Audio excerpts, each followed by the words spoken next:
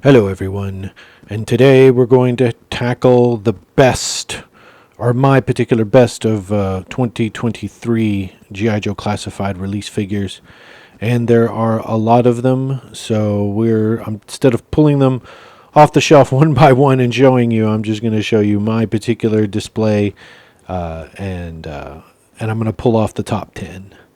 Pull down the top 10 and they will be revealed for you in my own very opinion. Now, before we get started, just let me explicify and explainificate to you my particular rule set.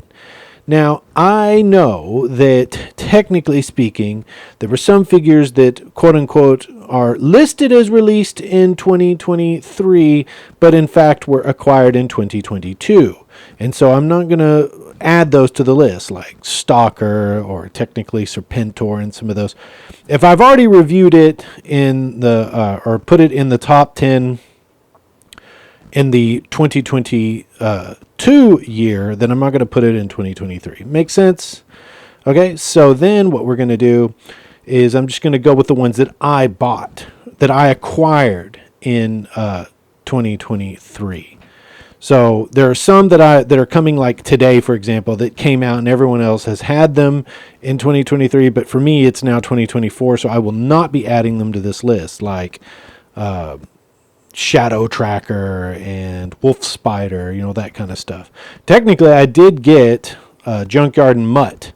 I believe I got them in January, so I can't add them to the list, for example. So anyway, on with my countdown.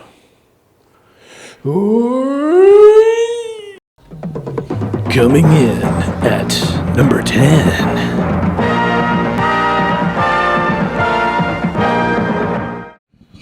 It's the Cobra Valkyries. Now, what I like about the Cobra Valkyries was that it was a very interesting package that you could make any sort of combination that you wanted. You could either make them captains, make them gas mask, make them not so gas mask. You could change ethnicities, you could change weapons. They were extremely versatile, but not only that, the delicious wheat cakes that it proves once and for all that Hasbro can, if they so choose it to do, they could make a tasty female figure buck and make them double joint, like the pinless double jointed elbows and the pinless double jointed knees. It's just an excellent figure all the way around, and it proves they can do a really good job in the female arena if they so choose it. So, who's coming in at number 9?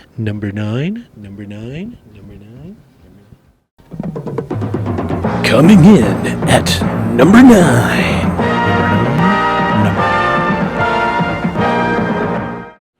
At number 9, we have Ripper. And what I like about this is I think it stays really true to the original character, and with all the little extra frills like the studded bracelets and the arm bracelets, the tats, even the kind of modernized weapons. I know a lot of people wish that he looked even more retro, but the fact that they give him his retro rifle on top of that, with all the little knickknacks and the fact that the glasses actually fit, I find him to be one of the top tier characters and figures that they've produced. They really kind of, even the head sculpt with all the hair details and the tattoos on his face and such, I think they really knocked this one out of the park.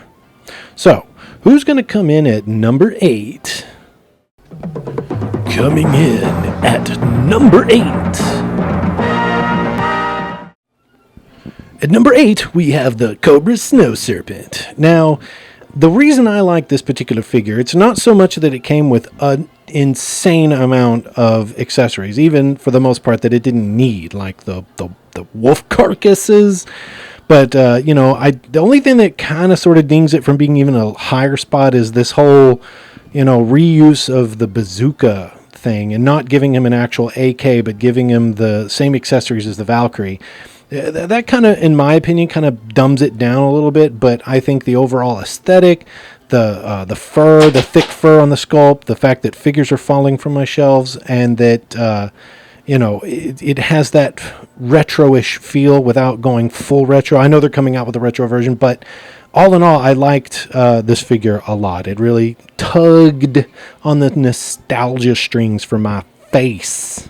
So, we are moving on to number 7. Coming in at number 7. At number 7, we have Chuckles. Now, I admit that it's slightly unfair bringing in these deluxe figures, but, I think, again, they knocked it out of the park by doing a combination of reuse and simplicity with just the craziest amount of accessories that help you tell whatever story you want. And once again, I think they did a really good job of building out the character in terms of how it looks, the head sculpts, the double head sculpts. He has just an incredible feel to him, and more importantly, he moves well. Like, the joints all work. There were 0 QC issues that I could find, and that, my friends, is 10 times more important to me than anything else. Because if I'm going to be spending that kind of money, the figure better work. Okay, so now we're on to number 6, and coming in at number 6. At number 6, we have Rock and Roll. And again, they've knocked it out of the park in terms of how this figure moves. The QC issues were 0 on mine. I love all the different forms you could have with the gun. You could have the belt feed system if you want. You could just have the nutsack if you want. He's got those awesome tats and that cool skull tat on his hand with the whole rock and roll symbol that they did. That to me just showed that Hasbro wasn't afraid to take a stand in making a figure that had like really specific personality, right? They weren't just like, well, if these toys are only going to be for little kids, they would have not given you tattoos. They wouldn't have given you the hand signal or the hand gesture. I mean, I think that in terms of kind of, once again, recreating an ultimately classic figure and modernizing him ever so slightly, they did a perfect job on this guy. And for that reason, I love him a lot. Now we're going to move on to number 5. Number 5, Pulse Exclusives. All right, at number 5, we have one of my personal favorites, Turret. Now, once again, they did an incredible job with this figure. Again, the only real QC issue was kind of the wobble head that this particular figure has. It's about the only real ding, other than them not giving him jet black pants. Oh, that just hurt. I don't care about the knee pads. Just give me pitch black pants, please. So that is the only reason he didn't get a much higher spot, in my opinion. So, but again, I love the fact that they made him short like he should be. I mean, he's not like a picture-perfect version of Larry Hama, who it was modeled after, but I think that they really picked a balance of Larry Hama and the animated series version, and then they loaded him out with all these different accessories that can really, again, give you a choose-your-own-adventure. How do you want to play it out? Kind of a thing. And again, I just think they knocked him out of the park. So that's why he's number 5. And now let's go to number 4. And now at number 4. Yeah.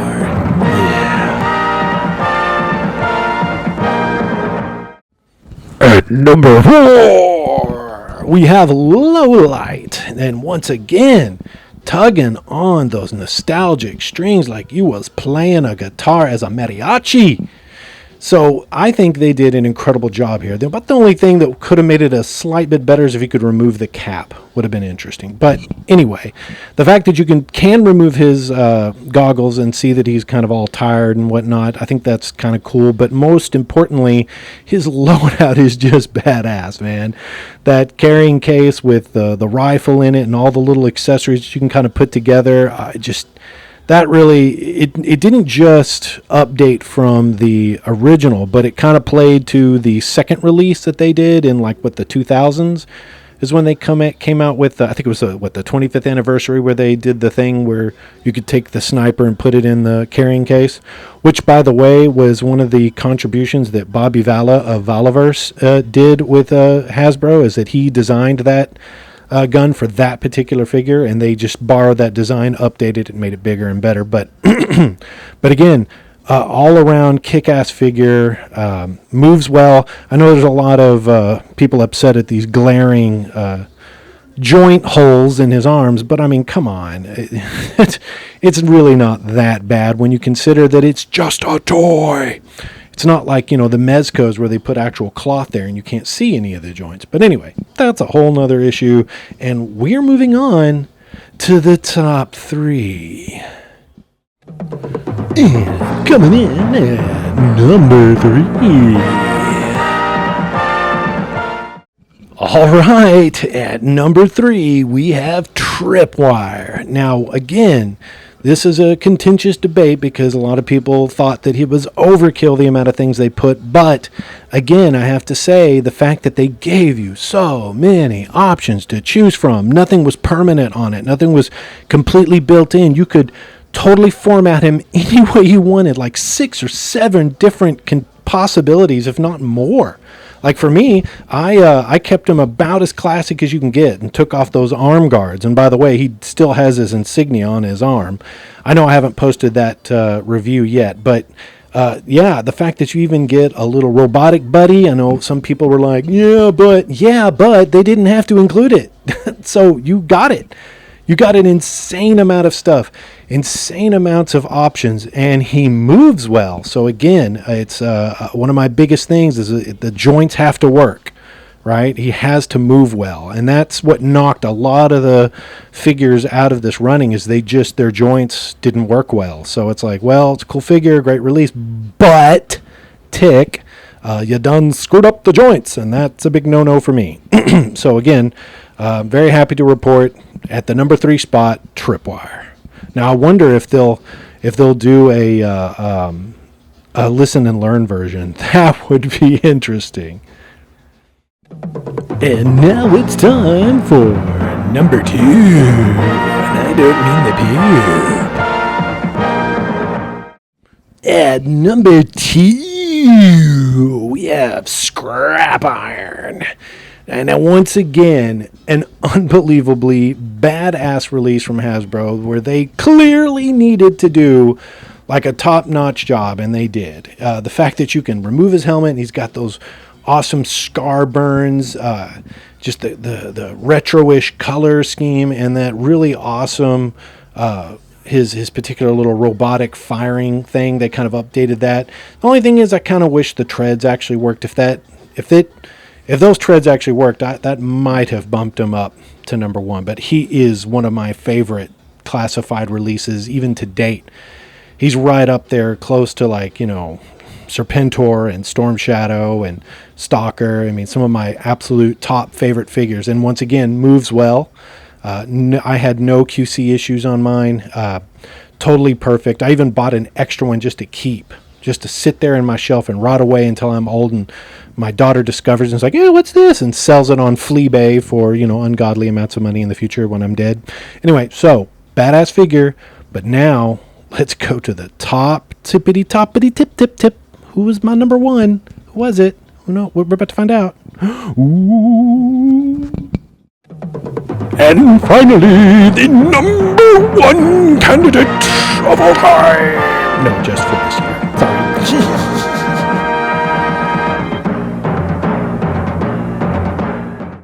And the number 1 is Snow Gerb. Yeah, I'm sorry to say he is my number one classified for this year. Oh my Christ. I like that. Everything about this figure was just badass. Not only did it move awesome, all the joints worked, but the loadout was just amazing. Nothing that was like so absolutely ridiculous. Everything fit, like everything about it. And the different head sculpts and the different swaps you could do with the hood, it was just, oh my God, it was just like they clearly cared. The head sculpt was fantastic.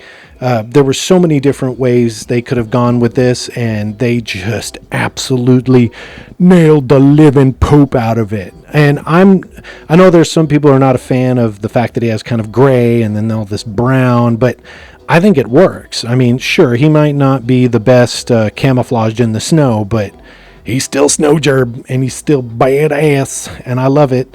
But I'll tell you what, though, there were some honorable mentions, and we're about to get to that. And I will just state for the record that when these that made the top 10, I mean, it's really that there should have been like a top 20 because there were a lot of really good figures. Not too many were piss poor. So let's move on to honorable mentions. All right, as mentioned, here they are, the honorable mentions. Now, we're going to start with the Crimson Baroness. Now, I love the fact that they finally updated her and gave her the double jointed elbows and this awesome kind of metallic silver chest wear. But the main reason I kind of knocked her out of the running was largely because there's an issue with the kind of hip area. They never bothered to fix that part of it where it just creates these horrible gaps. But beyond that, the fact that you get all those different head sculpts and you can kind of customize it, it was a really good entry, but you know, the other twins kind of dragged it down. They were kind of boring, and I did have a lot of QC issues with that. So, I mean, again, these are all people who tied for the top 10. You know, it's the 10 spot could have been any one of these figures. So that was her. We're going to put her away. Now, second up, Hawk. Badass figure. Everything worked on it. I loved the rustic leather that they did and all of his loadout. In fact, actually, speaking of his loadout, I mean, I understand why they gave you all those different guns and stuff like that, and that was really cool and all, but no paint apps on them. It's like, but ultimately, you know, it was a good figure, but it wasn't like, you know, as wow as some of the other ones. So it's, again, these are all characters who tied. You know, they're not bad figures. They're really good. This should have been a top 20, and these characters would have been within that top 20. All right, next up, Grunt Graves. Now, again, I didn't have any particular QC issues on mine, and I bought like 3 of them because I wanted to army build, and that was kind of the cool thing, is that you could army build. You could switch him around and do all kinds of stuff. He was on what they're basically considering the classic buck, the classic 13 buck that they're going to use for everything, and because of that, he was compatible with some of the other characters that use that same buck, such as Stalker. You can make all different kinds of combinations, so very versatile, but kind of flat at the same time. I mean, it's kind of weird style they were going for. It's like halfway cartoony, halfway realistic, and it was that to me kind of knocked him a little bit down from the running. And these kind of useless pouches were, you know, they look cool and all, but it's kind of like borrowing the same sort of feature. Like, why didn't they give him, some other kind of thing he could use? But, you know, and I do kind of like the little flip down thingy, but again, not a bad figure. But I also didn't like the positioning of the knife thing. Was in an uncomfortable place. You're not going to be coming up to the top to pull out a knife. It was just unusual, and I know a lot of people will argue that where they put the gun wasn't a bad thing, but for me, it kind of is, since the character can't reach for it.